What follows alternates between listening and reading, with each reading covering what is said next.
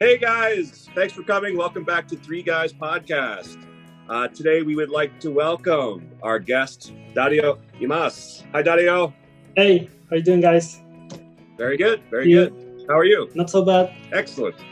So, Dario here is a musician and a teacher, a recently published author, and speaks multiple languages as well. So we're looking forward to getting to ask you some questions about your adventures. Yeah, definitely. Yep. Yeah.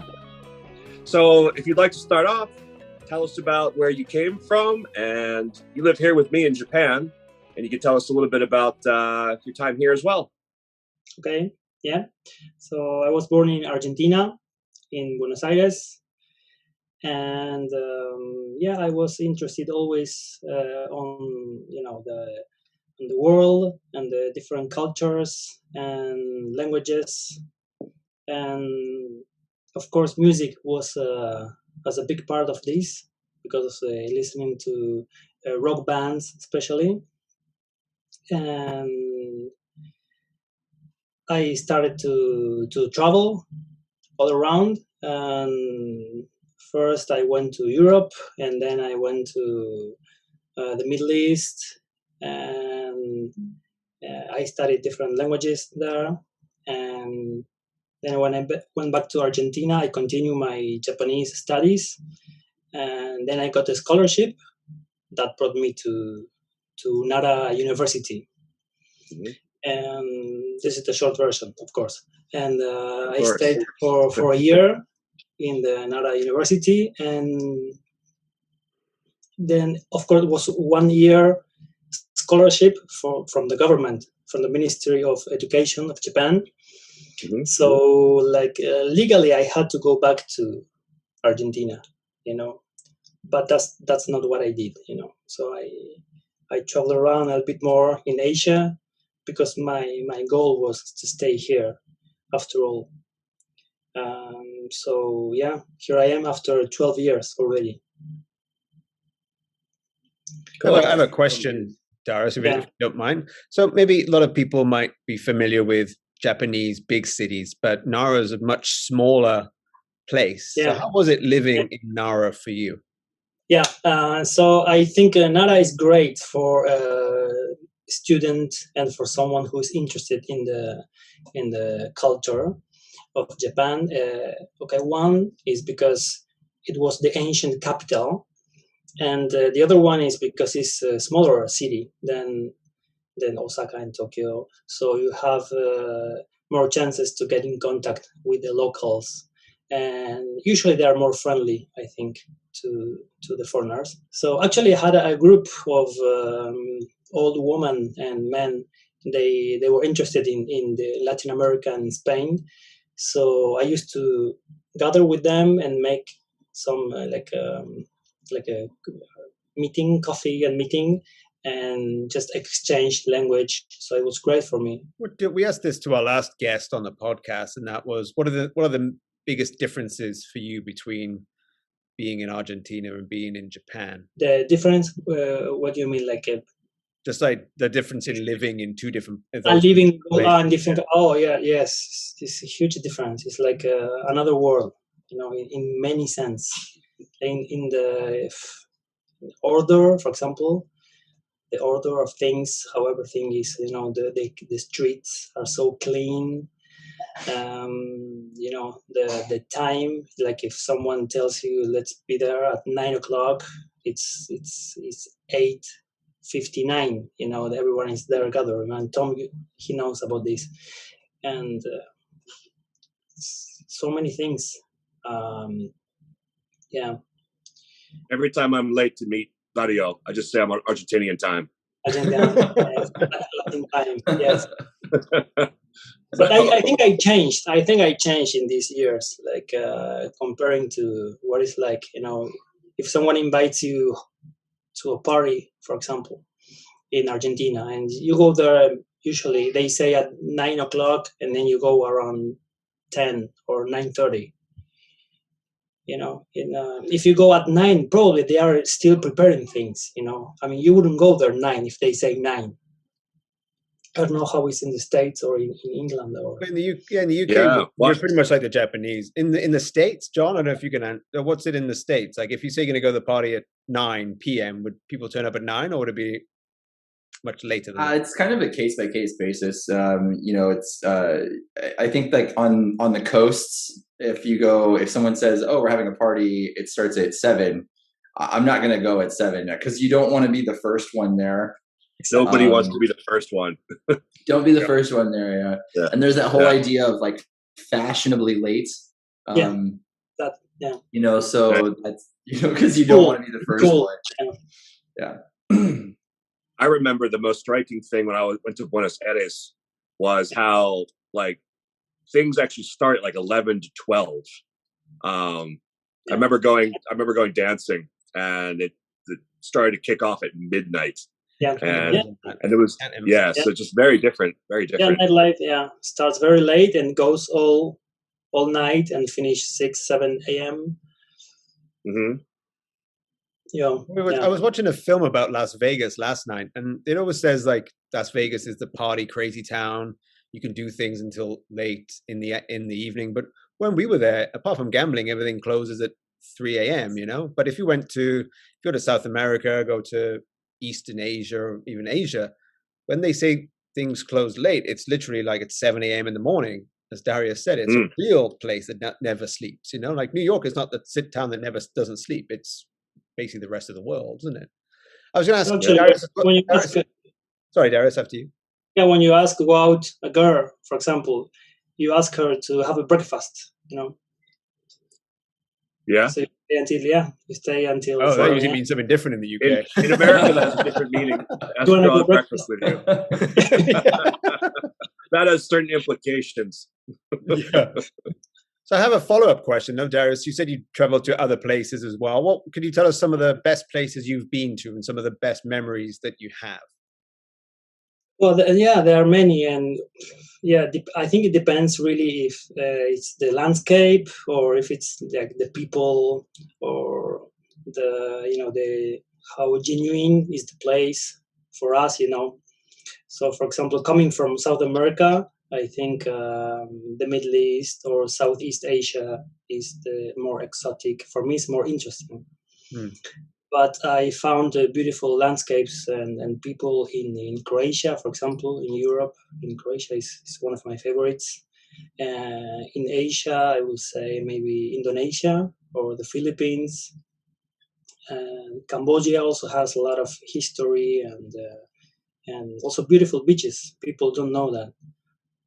Yeah, Cambodia is beautiful. It really is. It's got a really varied history as well, but it's a beautiful place. I went there a couple of years ago. I don't know if Tom or John, have you been to Cambodia?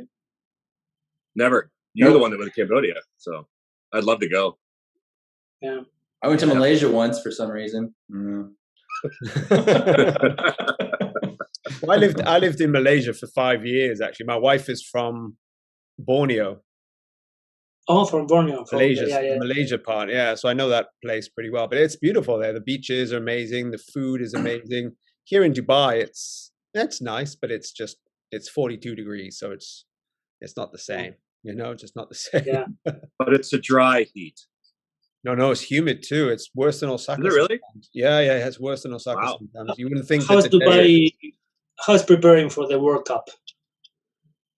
It's going to be in Qatar next year. Qatar, yes. Yeah, apparently. But I don't know. I mean, apparently they're going to build stadiums and air condition. No, they've not. They've moved the World Cup to the winter time, right? It's not in the summer anymore. It's in the winter next year.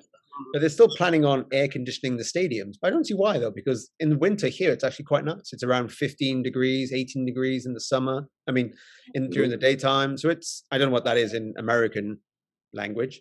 But it's 60s? very pleasant. Like 60 something? 60s, yeah. It's nice, right? Yeah, That's a nice 60s, temperature. yeah. Why they want to air condition the stadium, I have no idea, but that's the way it is. Who do you think is going to win the next World Cup? That's soccer, right? Yeah, soccer, Yeah. Football. So it's Talking like a true American. the American drinking is like a. Well, actually, I have to say, I think the World Cup in like 1990 or something like that, I supported Argentina. Really against Oh, I can't imagine. I don't know why. For some reason, I'm not into football anymore. Germany. But at that time, I loved football, and for some reason, Argentina was the team that I loved the most. And I remember recording every single Argentina game on VCR that was a and great watching one, it again. I have no idea why Argentina was that. Maybe because of the Maradona thing as well, but it was just that one team that I think everyone loved back then. You know? Yeah, but I felt guilty about the Falklands, right? What's that? You just felt guilty about the Falklands, right? No. I'm not going to go into that. Once you live abroad, it's like many things, you know, you don't care that much. Like, for example, football, Right. you know, kind of lose the. But you asked me about the countries, and I didn't mention Syria, which is was beautiful. Oh, that would be cool. Oh, I always wanted to What was go. Syria like? Yeah. No, yeah, all that area like Syria and Jordan, and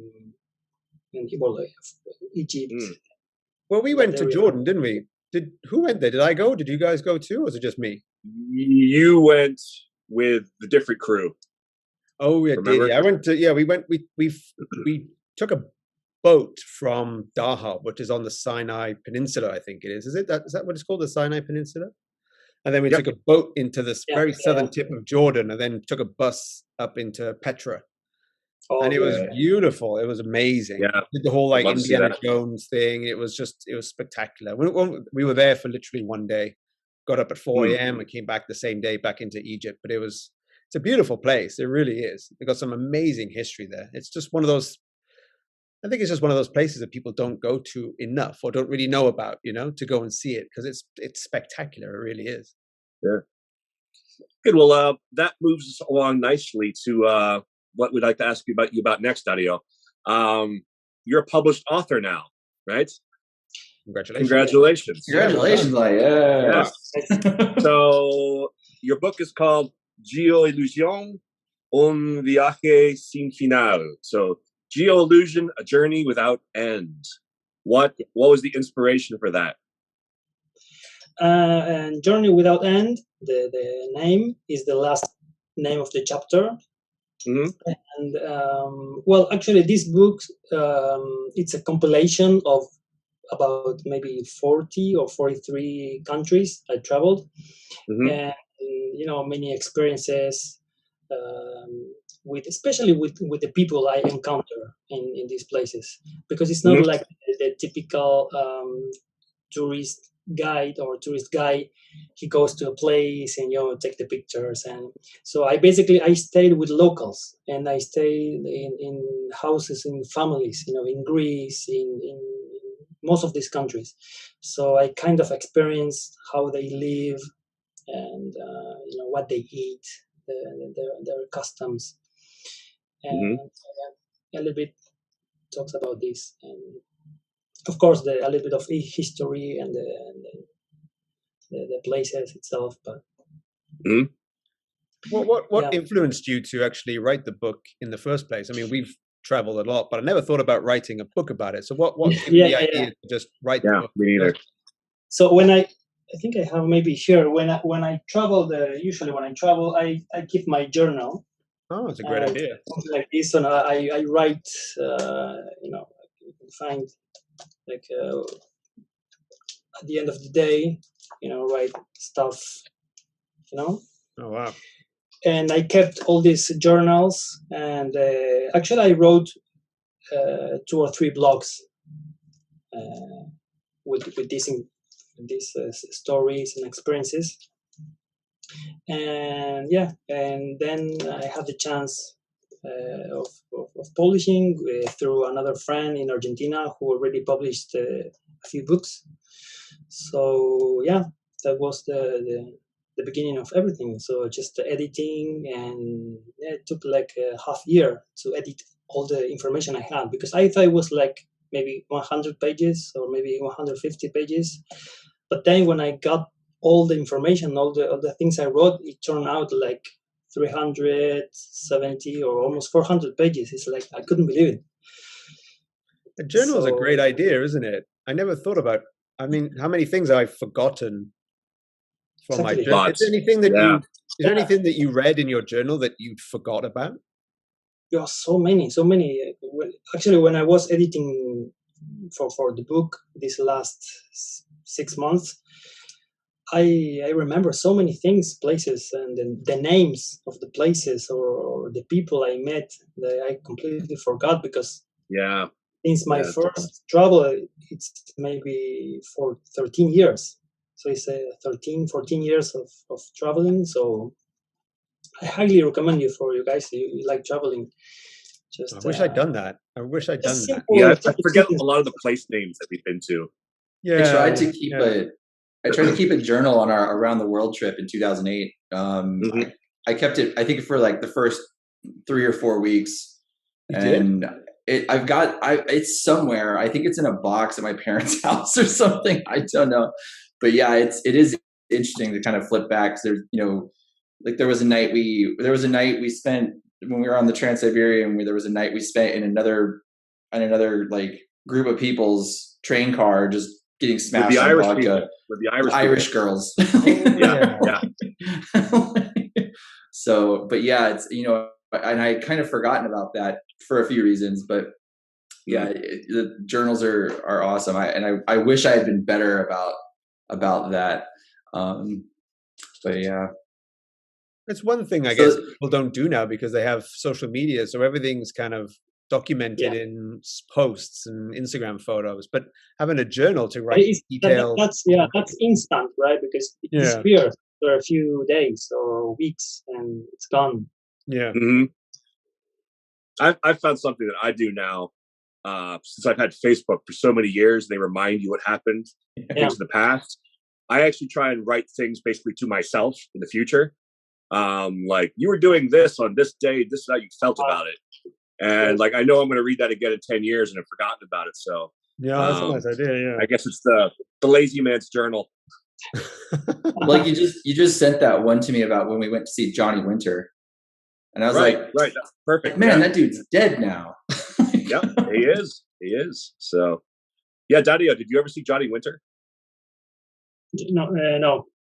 You know Johnny Winter, admit, though, right? Who is Johnny Winter? Yeah, I know Johnny Winter. Yes. He was a famous blues musician, albino white blues musician, but he was an amazing guitar player. Wow. And I took John to see him years ago in Osaka, and John was like, "Who's this guy?" And I was like, "You need to see this guy." So, but he was already pretty old. He kind of crawled out on stage, and they put him in a chair. So, well, that's what when we saw James Brown, right? They had to walk him on.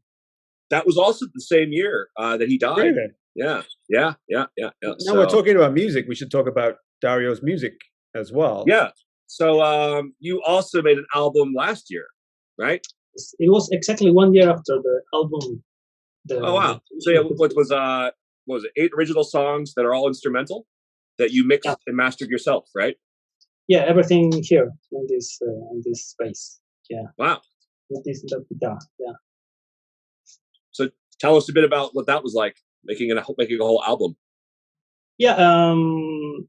Actually, I had many different songs and some pieces of songs. And when all this pandemic stuff started, I spent more time here at home. So that was a good chance that inspired me to get old songs and remake them and some parts of songs and try to finish this. And yeah, that's how 7, 8 songs and put them together. But everything here with there's a software called Cubase. It's the one I use. And just record the guitars and everything else just programming in the computer, the drums and keyboards and bass or some ethnic sounds like Shenzhen and others. Yeah. And then you're selling that now on Spotify and iTunes and whatnot, right? Spotify. Yeah, actually, Spotify you can just listen. And Apple Music or all these. Yeah, all the digital outlets. Do you have a do you have a Spotify channel or? Yeah, if you search Dario Imaz, you can find my music, or on Google, and you can find. What kind of people do you think would be all the links down below attracted to your music? Who's the music for? Do you think? What kind of audience? Maybe it's people who likes melodic guitar players. It's not like, I don't consider myself like a virtuoso, like Steve Vai or Joe Satriani. So my biggest influence is Marty Friedman, from Megadeth. Megadeth, yeah, I love Megadeth. lives in Japan. He lives in Tokyo, yeah. He does, yeah. Actually, I met Marty a few times. Really? Yeah, he's great person also. And he's my biggest influence in music. And why is your biggest influence? What is it about Marty Friedman that really inspires you? Well, I think it's his melody and his the beauty of his melodies, because he's also influenced by the Japanese music a lot, the traditional Enka music. So he can kind of make singing the guitar with the melodies, And other guys, they look for the speed or for the technique, But when he puts out some of his melodies, they get right into your heart, So this is what I like of his music. That's what I try to do, to make something that you can listen and you can remember, that you can, can be enjoyable. So kind of emotional, something. Emotional, yes, something that makes you emote, right? Yeah, right. Yeah, something first that makes me feel this, right? Feel and something, yeah. If someone can share that feeling, that's great. Yeah. So what was harder, writing 8 songs or writing a book? Oh, good question. Well, yeah, totally different. But the book maybe, because it was so long and it took a long time. If I have to write a book from scratch now, 370 pages, it's gonna take a lot of time. Yeah. Do you think you'll do another one? I love to. Yeah, if I'm inspired, if I sometimes I write things about some topics, but when I reread them, it's like nah. It's like no, not good enough.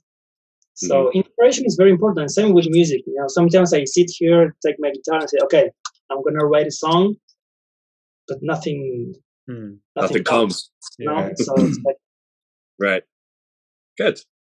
Well, let's move on to the last thing that we wanted to talk to you about, which is your language learning. I mean, your English is great. You speak Japanese as well. You learned Arabic as well. Yeah. So tell us a little bit about that process. Which one was first? Was that English? Yeah. It's funny because I never studied English. I never went to school. I never went to a teacher, take lessons. Oh. And everything started with music and maybe movies or, comedy or things like that. And first,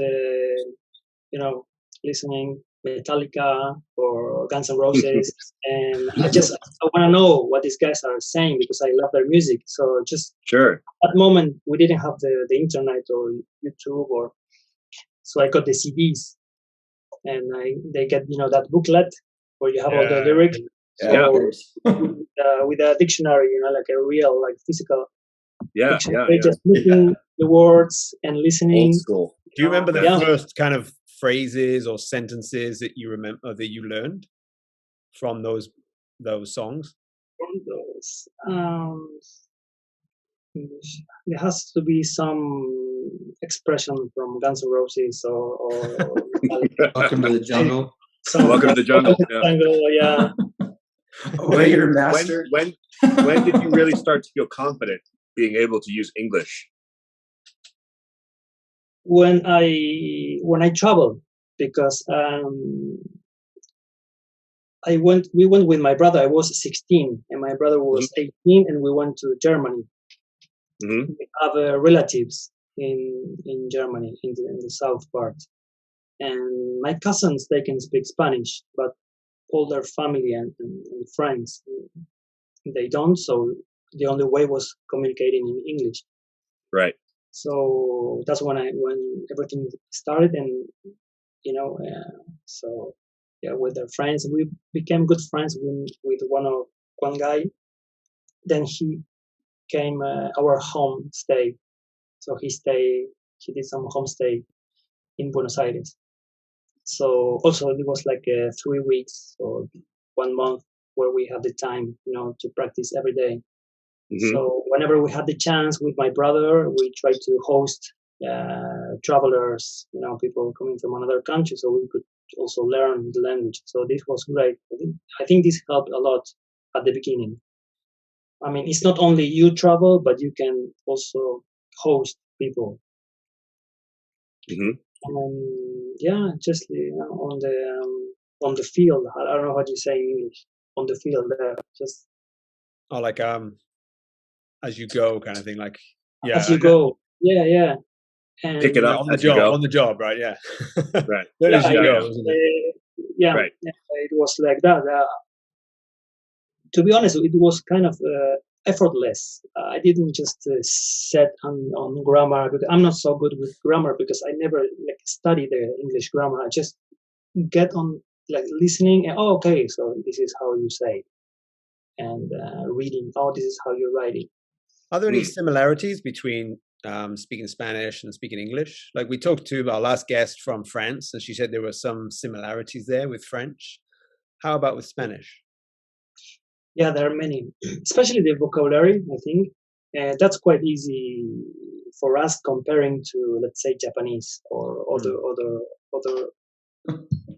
non-Latin languages. Because sometimes I see like a difficult, like this would be like a difficult English word, but for me, when I see it, almost the same like Spanish. Sure. So, did you have a much different approach with learning English than you did with learning Japanese? Good question. I was going to ask that. Yeah, good question. With Japanese, yes, of course, because the exposure, actually, first of all, the exposure you have to other languages, except English, is not so high. I mean, you have to go there and try to find it. The Japanese music is not everywhere. It's not like you turn on the radio in Argentina and it's either Spanish or English music. Sure. Not a whole lot of Japanese. Yeah. Yeah. It's same with movies. At that time, we didn't have the YouTube or the internet, so I had to go to the Blockbuster and try to find the only 2 or 3 movies they have from Japan.